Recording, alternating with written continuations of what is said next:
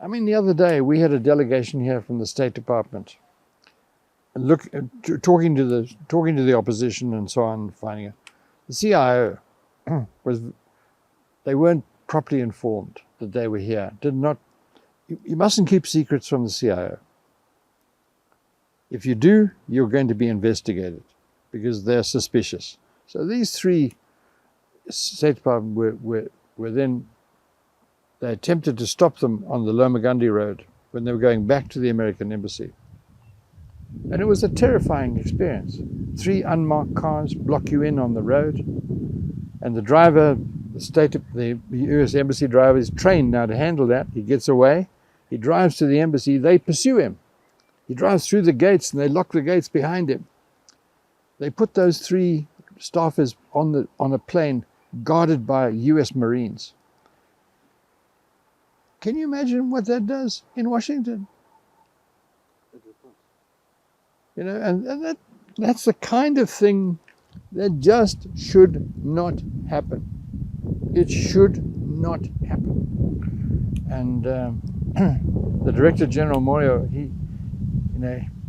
he should have been told, look, if you want to inquire with these people, then go to the embassy and ask to see them. Call them in.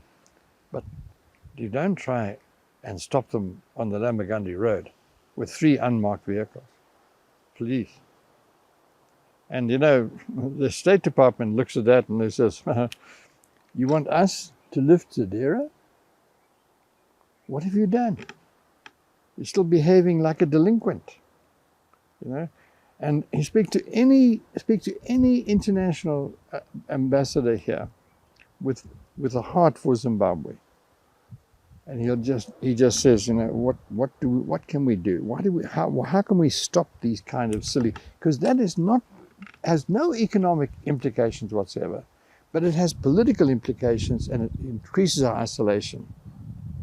And we need to be you know, one of the things the president said in 2018 when he was inaugurated, and he said it again at the stadium here with this inauguration, he wants to re-engage with the West. He wants to rejoin the Commonwealth. Okay? And I mean, you know,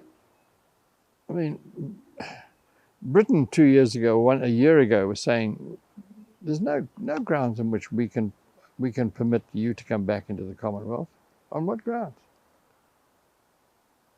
But in fact, if we were allowed back into the Commonwealth, that would make us more accountable to our peers in the Commonwealth.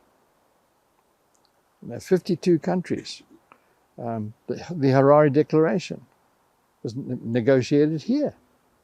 When Mugabe was president, we signed it. It would bring pressure on our government in a governance sense. Anyway, those things are being attended to. But we need to be more careful about how we deal with the opposition.